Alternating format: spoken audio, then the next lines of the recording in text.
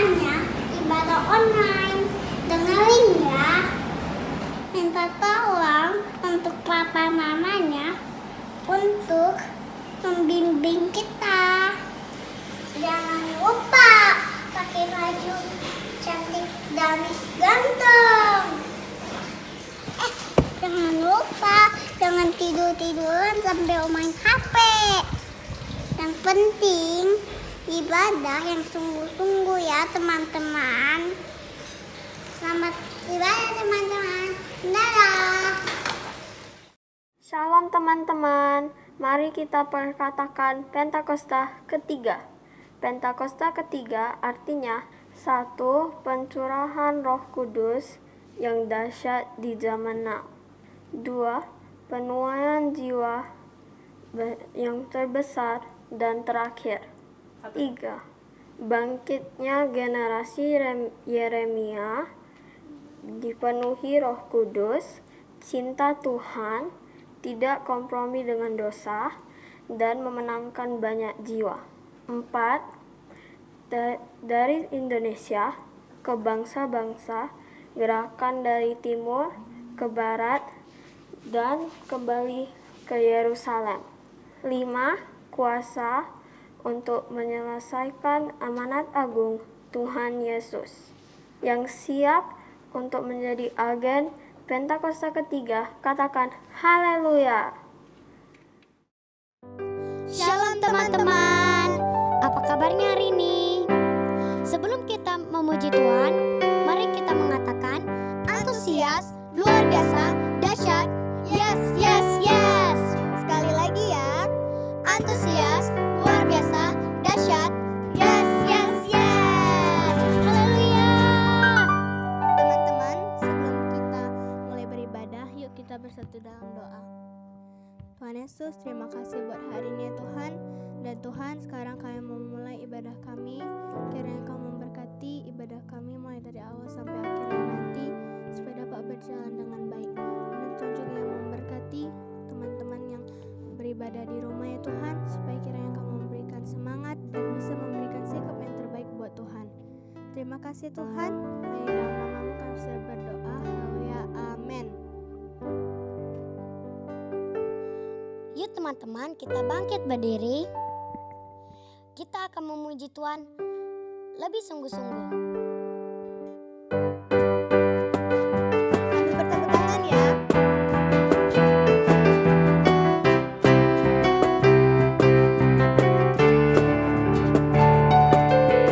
From the top of my head, way down to my toes, I can't keep it all inside. I want to jump out my mind.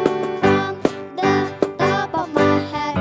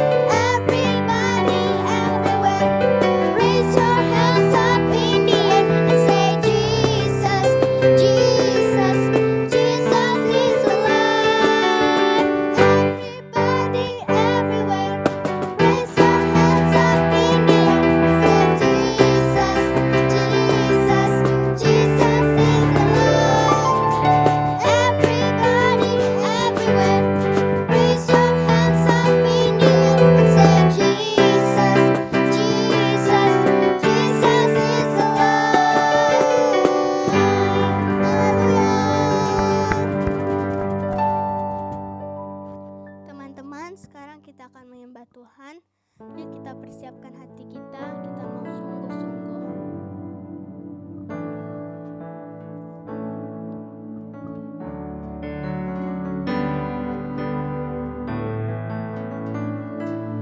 How I love you, Lord. I love you, Lord. With all of my heart, I love you, Lord. How I love you, Lord. I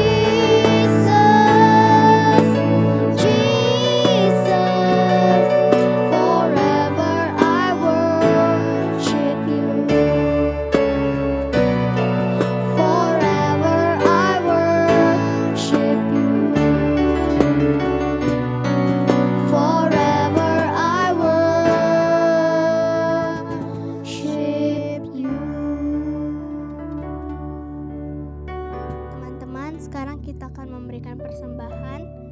Yuk kita siapkan hati kita, tapi sebelumnya mari kita bersatu dalam doa. Tuhan Yesus, terima kasih buat hari ini ya Tuhan. Dan Tuhan, sekarang kami mau memberikan persembahan kami yang terbaik. Cara yang Kamu memberkati orang tua kami yang sudah memberikan persembahan ini buat kami ya Tuhan. Supaya kiranya Kamu menambahkan rezeki buat mereka ya Tuhan. Dan Tuhan juga memberikan kesehatan buat kedua orang tua kami. Terima kasih ya Tuhan, hanya dalam nama-Mu kami siap memberikan yang terbaik. Haleluya, amin.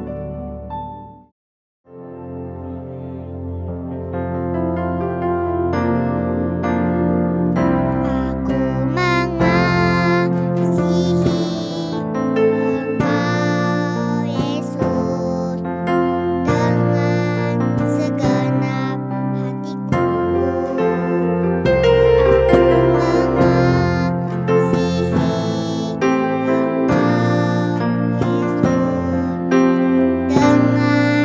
Segenap jiwaku, ku renungkan firman-Mu siang dan malam, ku pegang perintah-Mu dan ku lakukan. Engkau tahu ya Tuhan, tujuan hidupku hanyalah untuk menyenangkan hati-Mu. Mengasihi Engkau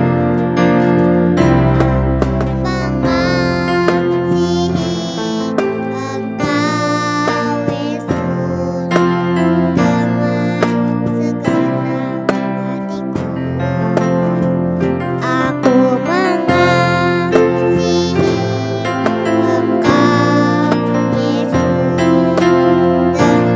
Engkau Yesus dengan segenap jiwaku.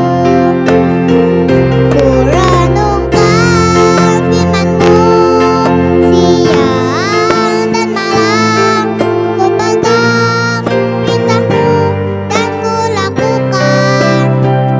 Engkau tahu ya Tuhan, tujuan hidupku hanyalah untuk menyenangkan hati-Mu.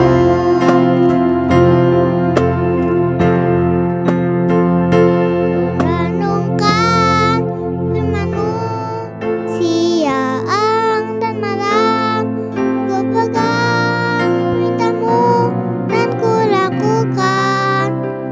Engkau tahu ya Tuhan, tujuan hidupku hanyalah untuk menyenangkan hati-Mu.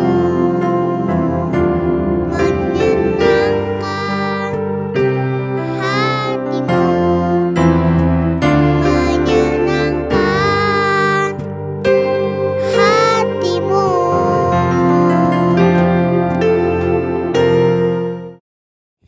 Shalom adik-adik. Nah, kini tiba saatnya kita akan mendengarkan firman Tuhan. Namun sebelum kita mendengarkan firman Tuhan, kakak mau lihat dulu nih. Sudah duduk manis, sudah duduk rapi belum? Wah, kalau sudah, sekarang waktunya kita akan mendengarkan firman Tuhan. Namun sebelum mendengarkan firman Tuhan, kita meminta hikmat dulu ya kepada Tuhan. Yuk adik-adik kita berdoa. Tuhan Yesus, terima kasih kalau sampai hari ini kami masih boleh mendengarkan firman Tuhan. Kami bersyukur walaupun kami beribadah secara online, tapi kami percaya Tuhan akan memberikan kami hikmat, pengertian, dan kekuatan agar kami mampu mengerti dan melakukan firman Tuhan dalam hidup kami. Terima kasih Tuhan Yesus. Haleluya. Amin. Oke. Nah, adik-adik, hari ini kakak ingin bercerita tentang seseorang yang tetap rendah hati walaupun mengalami banyak kesulitan dalam hidupnya. Siapa dia? Iya, Yusuf. Yusuf tinggal bersama dengan Bapak Yakub dan saudara-saudaranya. Nah, namun Bapak Yakub lebih mengasihi Yusuf dibandingkan kakak-kakaknya. Nah, Bapak Yakub membuatkan jubah yang indah buat Yusuf. Nah, namun kakak-kakaknya yang lain nggak dikasih teman-teman. Wah, kakak-kakaknya cemburu nih. Kakak-kakaknya marah dalam hati. Namun mereka hanya menyimpannya di dalam hati karena mereka takut kalau mereka marah kepada Yusuf, nanti Bapak Yakub marah sama mereka.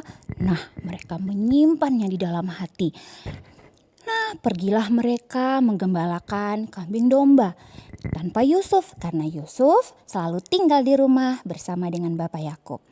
Setelah beberapa hari menggembalakan kambing domba, nah Bapak Yakub meminta Yusuf untuk melihat saudara-saudaranya dan membawakan bekal makan buat mereka. Lah, dari jauh kelihatan tuh teman-teman sama kakak-kakaknya. Si anak manja, si anak yang paling dikasih datang. Wah, datanglah Yusuf untuk melihat kakak-kakaknya. Sesampainya di sana, ternyata teman-teman, kakak-kakaknya merencanakan hal yang jahat terhadap Yusuf. Wah, begitu sampai mereka menanggalkan jubah Yusuf, mereka ambil jubah indahnya dan mereka masukkan Yusuf ke sumur yang kering. Waduh, Yusuf ketakutan dong ya. Lalu mereka mengangkatnya kembali dan mereka menjualnya kepada orang Ismail untuk dibawa ke Mesir teman-teman, untuk dijadikan budak.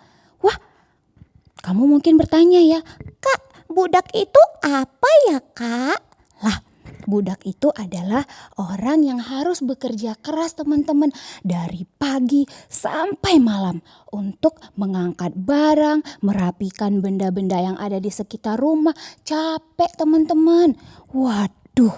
Nah, sesampainya di Mesir, Yusuf dijual kepada seorang perwira yang bernama Potifar. Nah, di situ Tuhan memberkati Yusuf sehingga Potifar mengasihi Yusuf dan memberikan kepercayaan kepada Yusuf untuk mengurus semua hal yang ada di rumah Potifar. Wah, lumayan ya teman-teman ya. Namun kamu jangan pikir bahwa Yusuf, wah gak ada masalah lagi nih, gak ada kesulitan lagi nih. Oh tidak, kamu tahu Yusuf difitnah teman-teman. Yang fitnah siapa? Istrinya perwira Potifar. Dia difitnah dan akhirnya dimasukkan ke dalam penjara istana. Waduh, tadi udah masuk ke sumur kering, sekarang masuk lagi nih ke penjara istana. Nah, teman-teman, kamu tahu di dalam penjara istana itu, teman-teman, Yusuf mendapat kepercayaan lagi nih, diberkati Tuhan menjadi penjaga di penjara itu. Nah, teman-teman, disitulah ia bertemu dengan juru minuman dan juru roti. Wah, ternyata juru minuman dan juru roti itu juga masing-masing memiliki satu mimpi. Nah, singkat cerita, mereka menceritakan mimpinya kepada Yusuf dan Yusuf mampu menafsirkan mimpi mereka. Nah, si juru minuman kembali kepada jabatan yang semula, namun si juru roti teman-teman dihukum mati sesuai dengan tafsiran mimpi yang dikatakan Yusuf. Wah, setelah itu teman-teman Yusuf kembali bekerja seperti biasanya dalam penjara. Nah, 2 tahun kemudian, Firaun memperoleh sebuah mimpi teman-teman. Waduh, Firaun gusar nih dan dia mencari orang-orang yang bisa menafsirkan mimpinya. Dia panggil satu orang, namun mereka tidak bisa. Panggil lagi, tidak bisa juga. Wah, akhirnya kedengaran tuh sama si juru minuman teman-teman. Akhirnya si juru minuman ingat, wah aku tahu nih siapa yang bisa. Dulu kan pernah tuh si Yusuf, si penjaga penjara itu, dia pasti bisa. Akhirnya dia pergi kepada Firaun dan dia ceritakan pada Firaun. Nah, Firaun penasaran dong ya. Dia panggil tuh Yusuf. Coba panggil Yusuf kemari. Nah, dipanggil lah teman-teman si Yusufnya. Singkat cerita, Yusuf dengan tepat mampu mengartikan mimpi Firaun. Wah, Firaun senang banget teman-teman. Akhirnya ada orang yang bisa. Nah, akhirnya karena saking senangnya dia kasih hadiah buat Yusuf. Dia angkat Yusuf menjadi orang kedua di Mesir. Wah, teman-teman, kamu tahu nggak kalau itu sama seperti di bangsa kita loh. Dia akan menjadi wakil presiden. Wah, hebat Tuhan ya. Dari budak sekarang jadi wakil presiden. Wah, makin besar nih kekuasaannya. Nah, dan bertahun berlalu terjadilah kelaparan yang dahsyat teman-teman. Terjadi kelaparan yang dahsyat di seluruh negeri dan daerah itu. Waduh, gimana dengan Bapak Yakub dan saudara-saudaranya ya?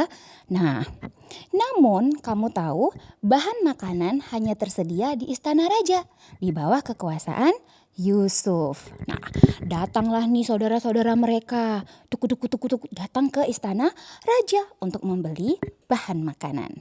Nah, di saat itulah teman-teman Yusuf bertemu dengan saudara-saudaranya. Wah, ini kesempatan nih ya. Kamu masih ingat gak apa yang mereka lakukan kepada Yusuf? Yusuf dimasukin ke sumur kering lah, dijual lah. Bukan hanya sampai di situ, difitnah dan dimasukin penjara. Kalau kamu jadi Yusuf, kamu marah gak sih? Wah, teman-teman, tapi Yusuf tidak menyimpan kemarahan dalam hatinya.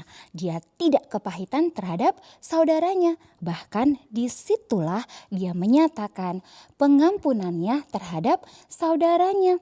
Akhirnya saudaranya sujud di hadapan Yusuf. Nah, teman-teman, melalui kesulitan dan kesulitan yang Tuhan izinkan, Yusuf menjadi orang yang rendah hati. Dia tidak membenci saudara dan keluarganya, namun dia mengampuni dan berusaha menolong saudaranya, keluarganya, dan bangsanya untuk keluar dari bencana kelaparan itu. Teman-teman, nah sama nih seperti kita ya sekarang ya, susah banyak kesulitan kita. Apa aja Kak? Misalnya gak bisa nih ke sekolah untuk belajar dan bermain bersama teman-teman. Juga kesulitan untuk beribadah bersama teman-teman di sekolah minggu. Nah, namun teman-teman, yang Tuhan mau dari kita adalah kita tetap mampu menguasai diri untuk tetap rendah hati menjalani kesulitan-kesulitan tersebut dengan kemurahan Tuhan, tetap bersyukur dan bersukacita. Nah, ingat ya teman-teman, kesulitan apapun yang kita hadapi hari-hari ini, tetaplah mengucap syukur dan bersukacita karena Tuhan pasti menyertai kita seperti Tuhan menyertai Yusuf. Nah, itu cerita firman Tuhan hari ini. Yuk adik-adik kita berdoa. Tuhan Yesus, terima kasih karena Engkau telah mengajari kami, sekalipun hari-hari ini adalah hari-hari yang sulit bagi kami, untuk kami boleh belajar di sekolah dan beribadah di sekolah minggu. Namun Tuhan, Engkau mengajar kami seperti Yusuf untuk tetap menguasai diri dan rendah hati, tidak menyalahkan keadaan, tidak menyalahkan orang sekitar kami, namun kami terus mau belajar bahwa Tuhan akan memberikan dan memberkati kami, memberi yang terbaik bagi setiap kami. Terima kasih Tuhan Yesus, di dalam nama Tuhan Yesus kami berdoa dan mengucap syukur. Amin. Sampai jumpa adik-adik, Tuhan berkati.